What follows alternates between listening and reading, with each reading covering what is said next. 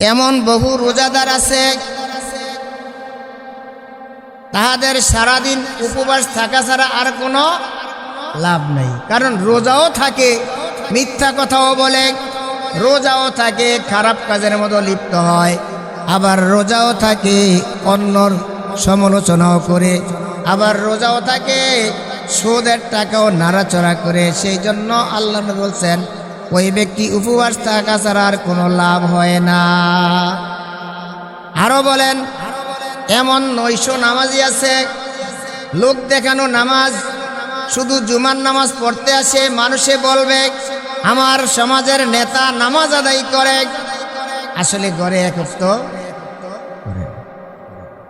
আল্লাহর নবী বলেন এমন 900 নামাজি আছে যেই নামাজে সারা রাত্র জাগ্রত ছাড়া আর কোনো লাভ নাই। নাউযুবিল্লাহ।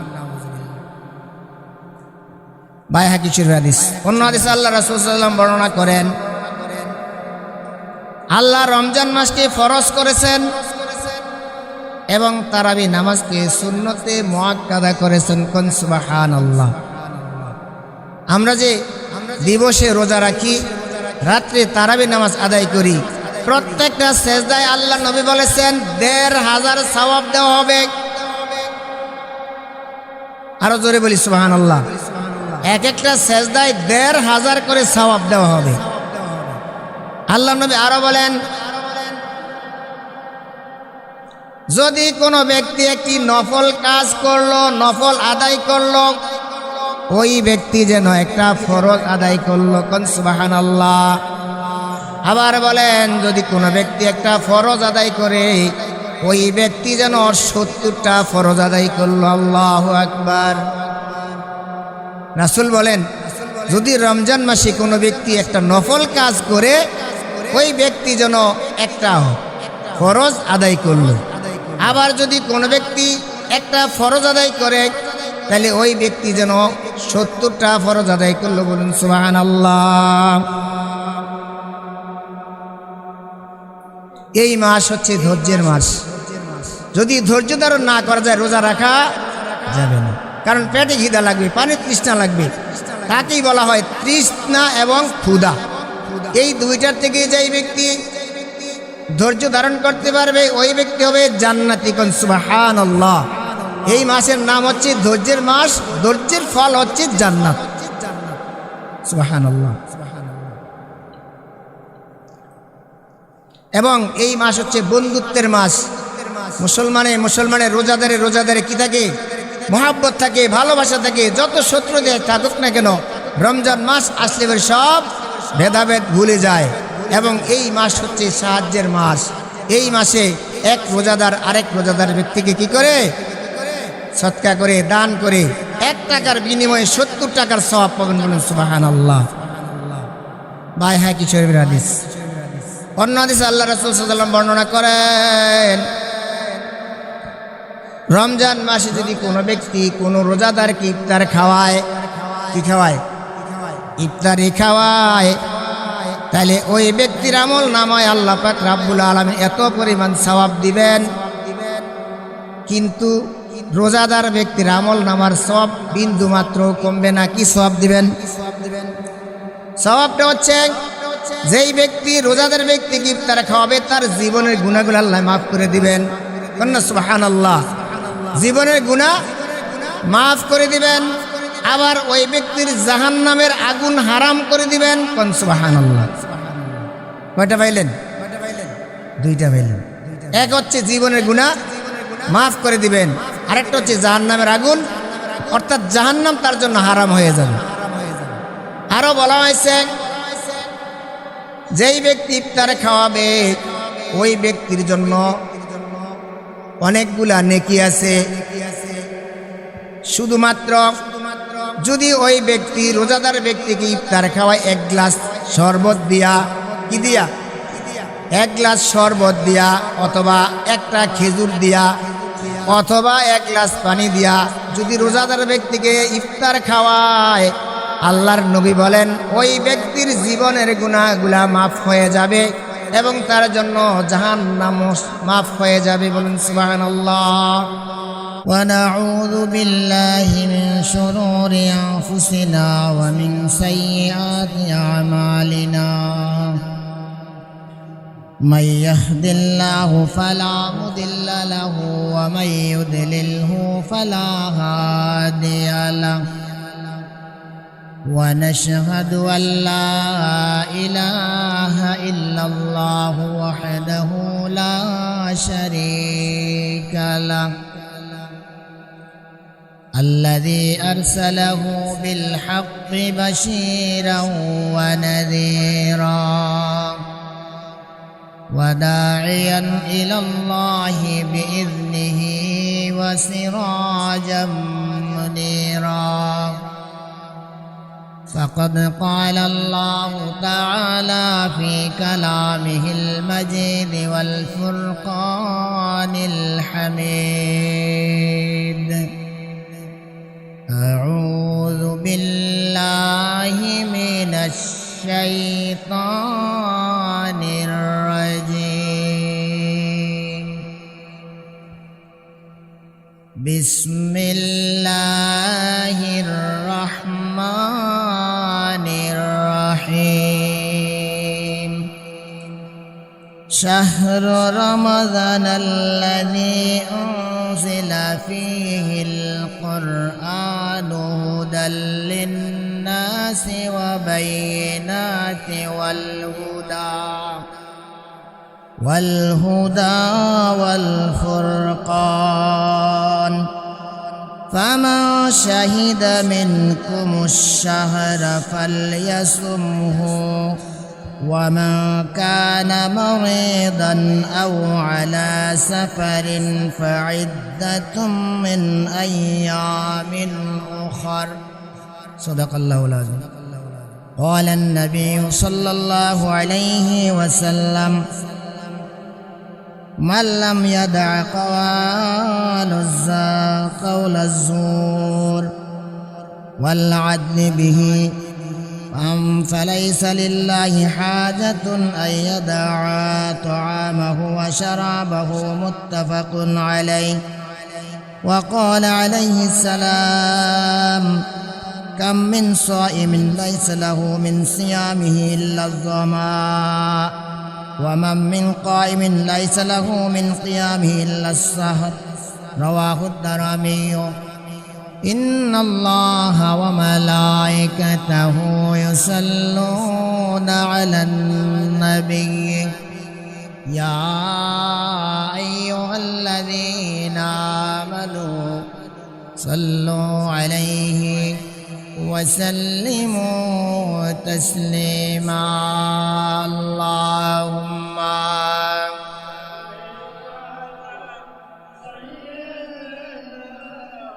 مولانا محمد وعلى آله যেখানে থাকো যেভাবে থাকো নবীজির দুরূদ ভুইল না নবীজির দুরূদ না ভুলিলে নবীজি তোমায় ভুলবে না আল্লাহুম্মা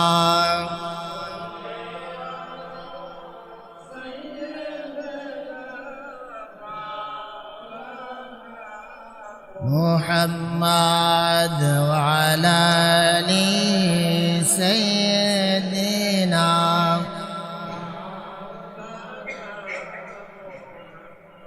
لا إله إلا الله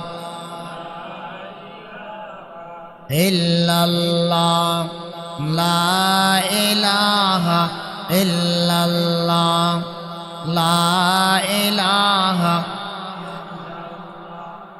لا إله إلا الله لا إله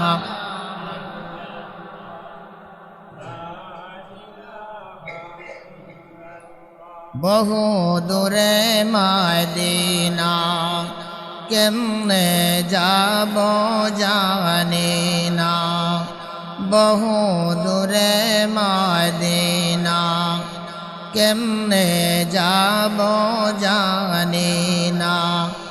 দয়াল আল্লাহ দয়া করে ফুরাও মনের বাসনা, লা ইলাহা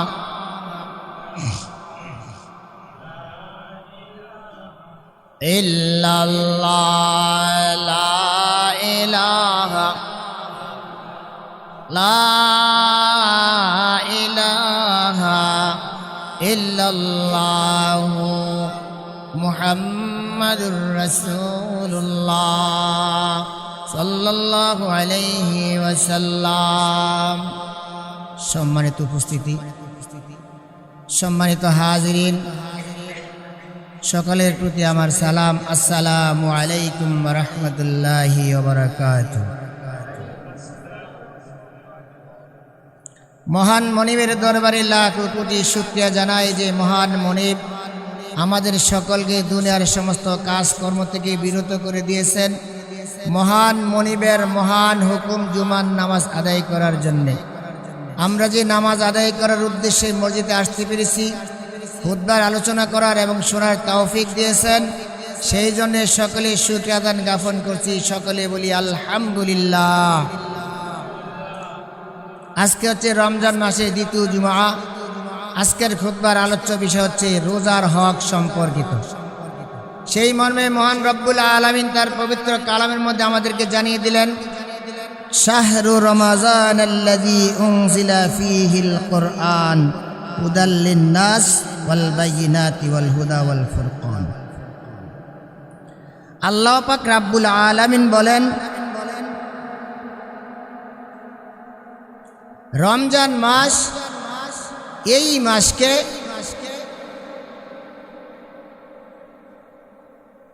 মানুষের সৎ পথ প্রদর্শক হিসেবে এবং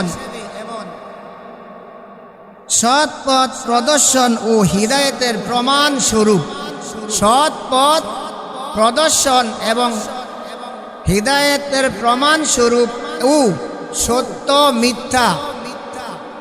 তারপরে আরো একটি কথা রয়েছে, সেই কথাটি হচ্ছে আল্লাহ পাক রব্বুল আলামিন বলেন যে রমজানের রোজা যারা রাখবে তাদের জন্য হক কথা বলার, হক পথে চলার জন্য কোরআনুল কারীমকে আমি অবতীর্ণ করেছি। বলি সুবহানাল্লাহ। তাহলে রমজান রাখতে হলে আমাদেরকে হক পথে থাকতে হবে, সত্য কথা বলতে হবে এবং আমাদেরকে কি করতে হবে, যত খারাপই আছে সব ছেড়ে দিতে হবে। সেটা প্রমাণ করার জন্য আল্লাহ পাক রব্বুল আলামিন কুরআনুল কারীমকে আমাদের উপরে অবতীর্ণ করেছেন। আল্লাহ আরো বলেন, ফামান শাহিদা মিনকুম শাহরা ফামান শাহিদা মিনকুমুশ শাহরা ফালইয়াসুমহু। আল্লাহ বলেন, তোমাদের মধ্যে যাহারা রমজান মাস পায় তাহারা যেন উহাতে রোজা রাখে। কোন সুবহানাল্লাহ। কি বলছেন?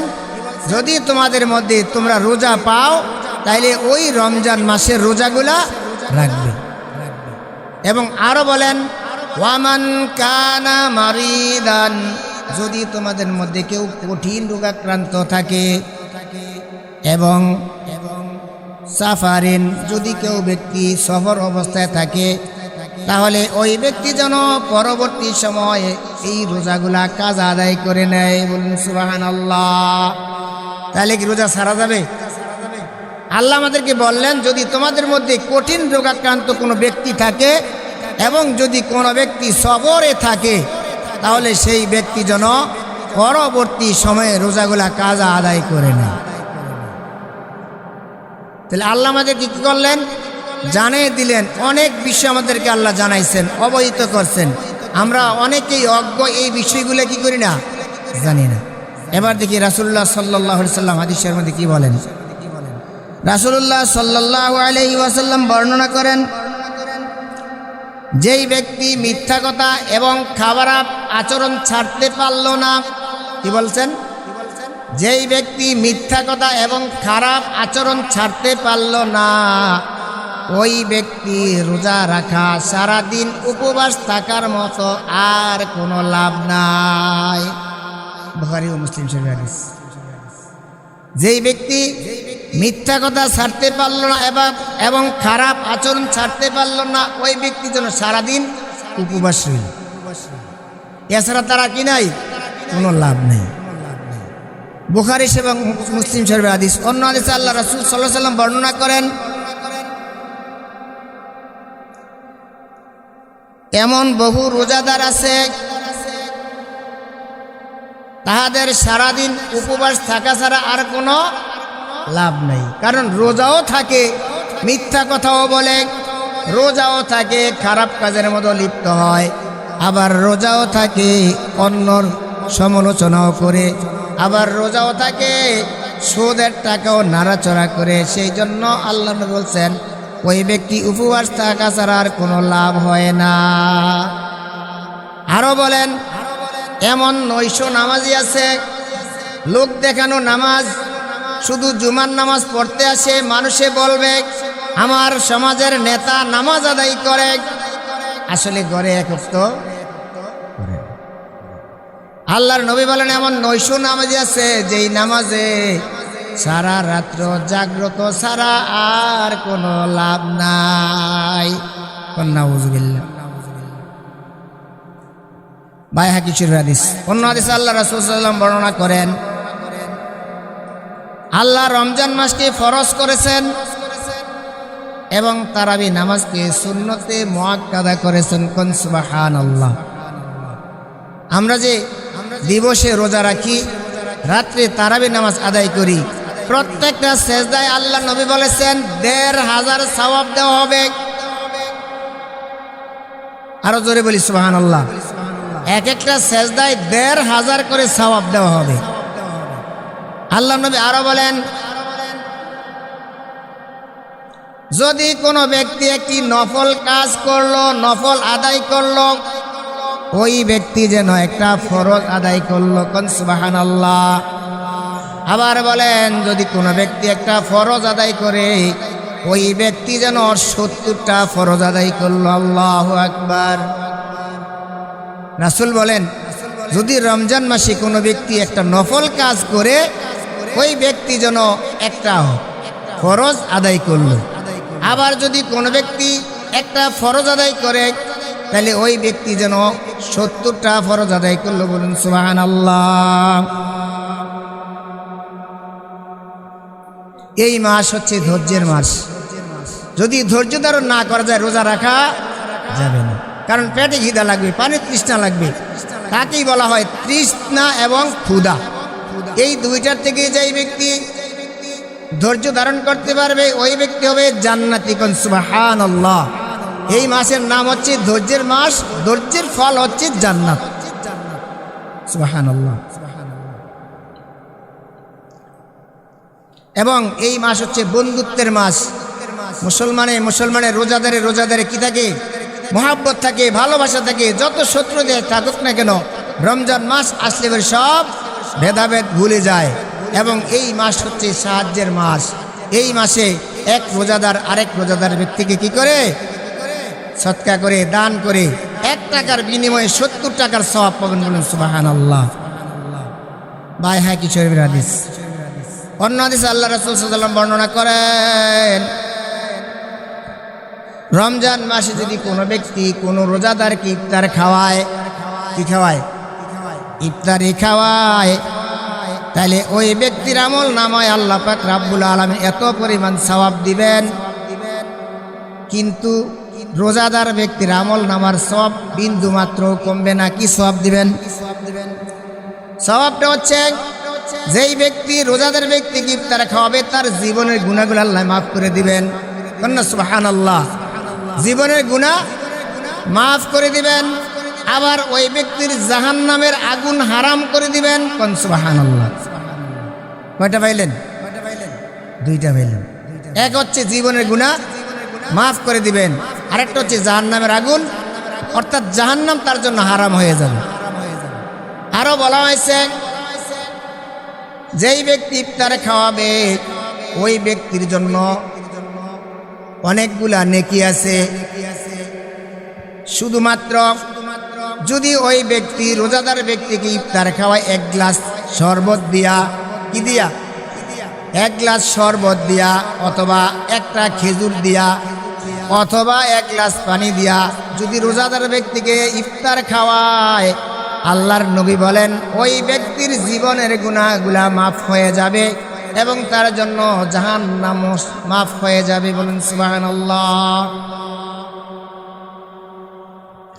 আল্লাহ নবী আরো বর্ণনা করেন, যদি কোনো রোজাদার ব্যক্তিকে পেট ভরে খাওয়ায়, তৃপ্তি পুরাইয়া খাওয়ায়, আল্লাহর নবী বলেন ওই ব্যক্তিকে আল্লাহ এমন সওয়াব দিবেন, এমন শরবত পান করাইবেন, আমার হাউজে কাউসার থেকে এমন শরবত পান করাবেন, ওই ব্যক্তির কশিংকাল আর পানির পিপাসা লাগবে না।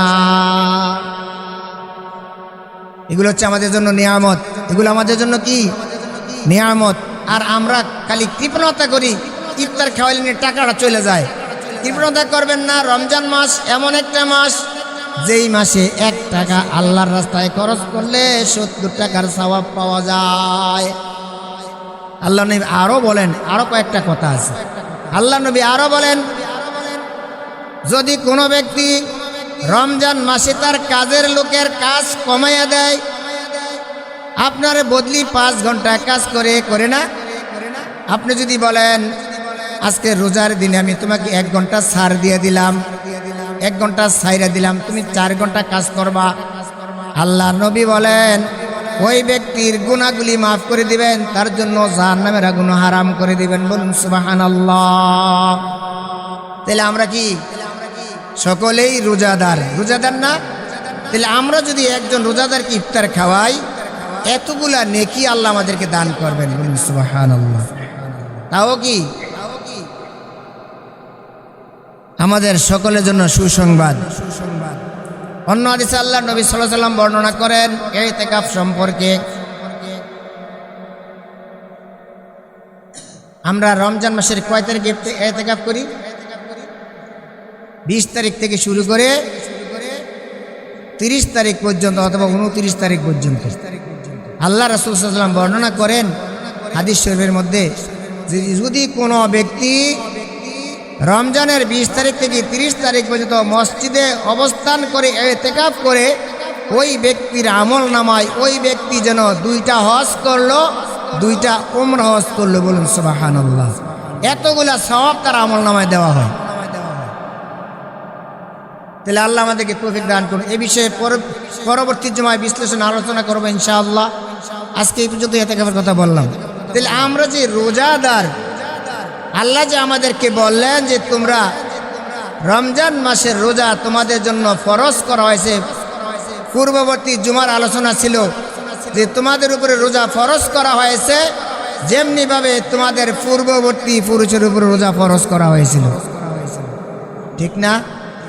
আমরা তো মনে মনে ভাবতে পারি আমাদেরকে আল্লাহ রোজা দিচ্ছেন না।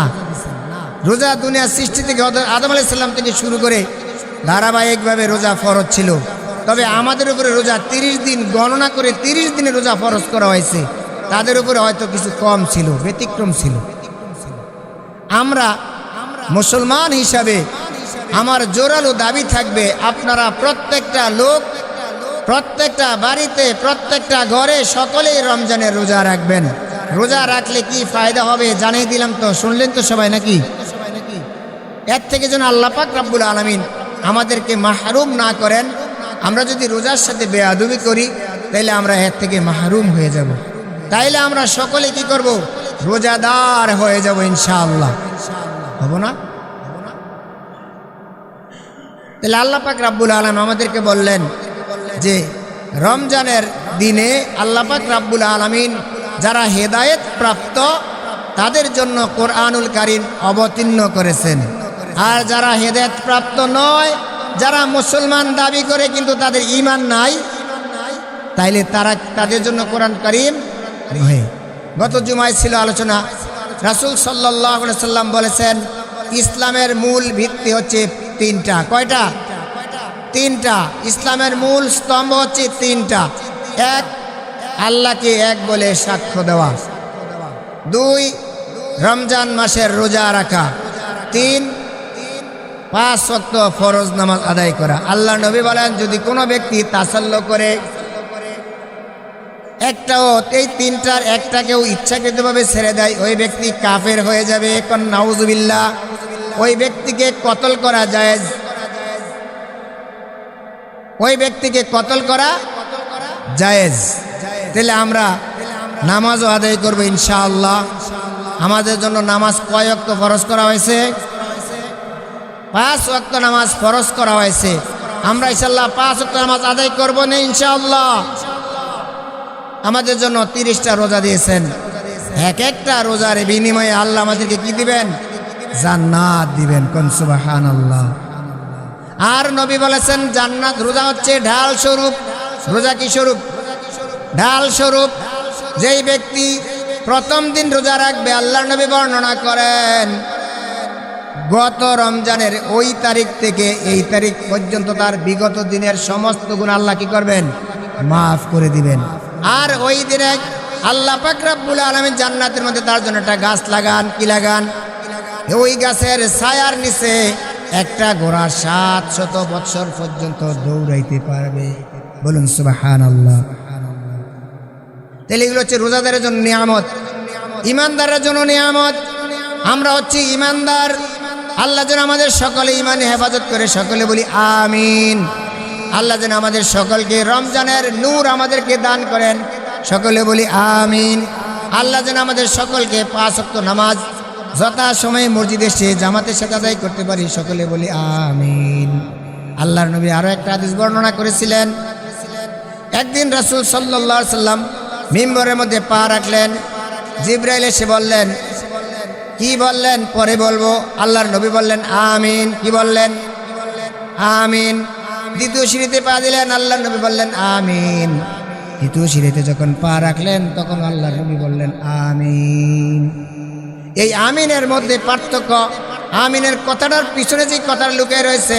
প্রথম সিঁড়িতে যখন আল্লাহর নবী পা দিলেন তখন জিবরাইল আমিন এসে বললেন, ইয়া রাসূলুল্লাহ, ইয়া হাবিবাল্লাহ, যারা আপনার নাম শোনা পড়ে আপনার উপরে দুরূদ শরীফ পাঠ করে না তারা যেন ধ্বংস হয়ে যায়। কোন নাউজুবিল্লাহ। আল্লাহ নবী কি বললেন? আমিন। আল্লাহ নবী কি বললেন?